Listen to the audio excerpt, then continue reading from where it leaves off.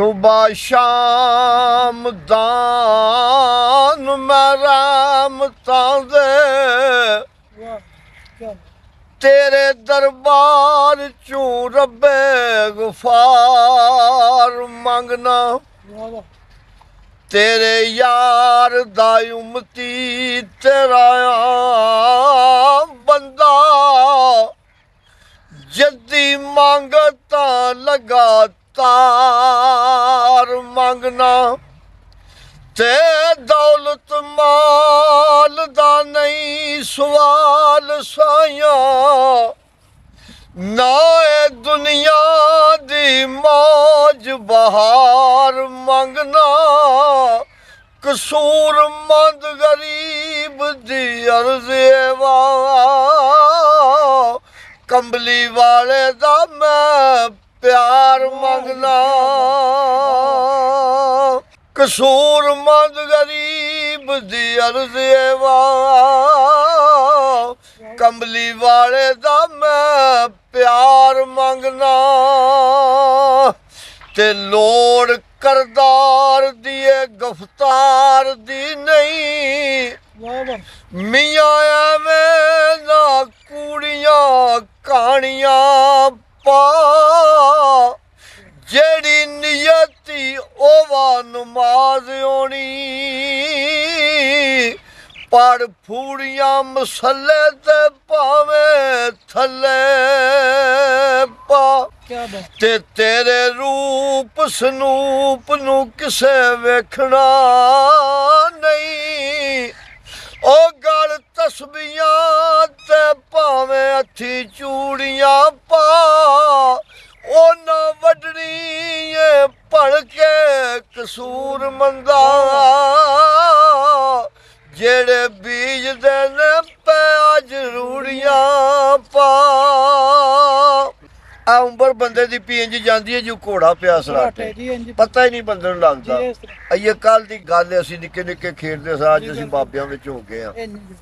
ते अगे रखदा सा काले कुंडणां वाले हुण कड्डे नहीं चिट्टे झाटे ते अगे पांदा सा लट्ठे ते बोसकियां अज पाए नहीं पुराने पाटे ते कसूर मंदा लाहौरों पूरे नहीं होने जेड़े 65-76 घट जेड़े तू घट पै जाने अगे जाके तो पूरे होने नहीं ते कुछ ना होना ते कुछ बन बैना ये काम नहीं दनावां दा रीस हंसदी नहीं करन हुंदी कोई वासा सुथरियां थावां ते सिर नूं खाना ते गंद फुलना ये ते काम हुंदा कावां दा कसूर मंदा सौदा लै दुकानू ते पता फिर लगी पावा ते जिदी अख लड़े हो जानदा है अखा लड़न विच केडा सरूर हुंदा खुशक दिल की रमज नू जानदा है जाने ओ जो कल्ब हजूर हुंदा ते तां ही सड़दा परवाना शमा उत्ते सड़न विच भी मजा जरूर हुंदा और उत्तों सड़े कसूर मंदा ते साह हुंदा सड़े ढिड्डों तां नजर मंजूर हुंदा ये मियां नायत होरां दा कलाम सी साईं सरदारां दियां 2-3 रबाइयां विच हो जान जे तू साकी दे दर ते नहीं आया फिर तू की जाने सुरख मैं की है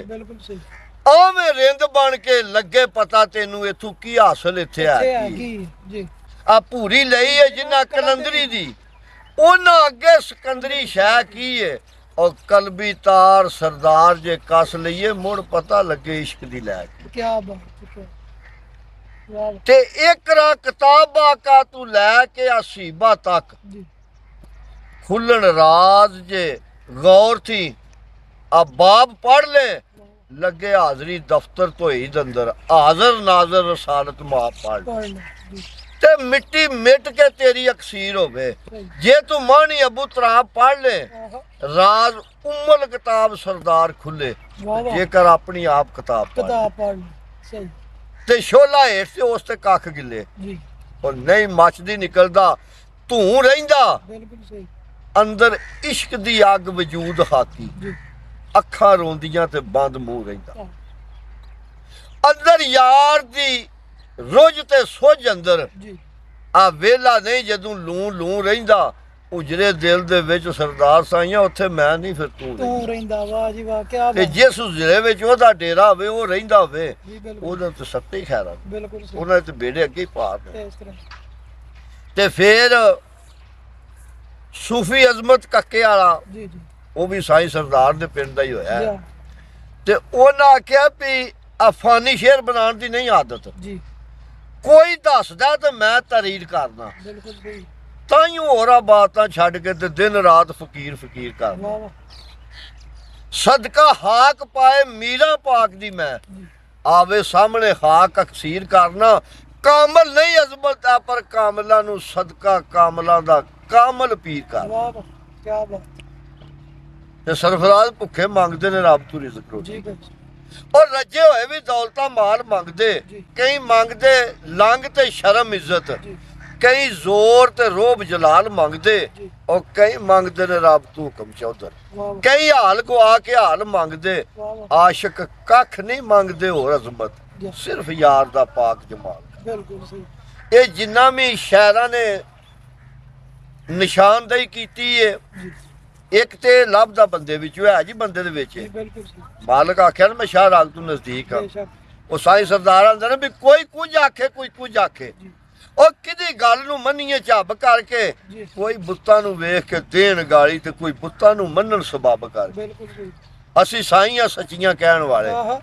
ਵਾਹ ਵਾਹ ਆ ਮੁੱਲਾਂ ਵਾਂਗ ਨਹੀਂ ਮੰਨਣਾ ਢੱਬ ਕਰਕੇ ਉਹ ਰੱਬ ਬੰਦੇ ਜੋ ਮਿਲਦਾ ਸਰਦਾਰ ਸਾਈਆਂ ਜੇਕਰ ਬੰਦੇ ਨੂੰ ਮੰਨੀਏ ਰੱਬ ਰੱਬ ਦਾ ਕਰ ਕੇ ਵਾਹ ਮੰਨਣ ਔਖਾ ਹੈ। ਬਿਲਕੁਲ ਸਹੀ ਜਿਸ ਵੇ ਮੰਨ ਲਈਏ ਫਿਰ ਉਹਨੂੰ ਲੱਭ ਜਾਂਦਾ ਬਿਲਕੁਲ ਤੇ ਬਿਨਾਂ ਰਹਿ ਬਰਾ ਰਾਹ ਹੱਥ ਨਹੀਂ ਆਉਂਦਾ ਨਹੀਂ ਆਉਂਦਾ ਹੋਵੇ ਦੁੱਧ ਪਾਣੀ ਜੀ ਆਵੇ ਫੇਰ ਮੱਖਣ ਜੀ ਬਿਲਕੁਲ ਜੇਕਰ ਕਰਮ ਦੀ ਜਾਗ ਚਾ ਲਾਏ ਮੁਰਸ਼ਦ ਜੀ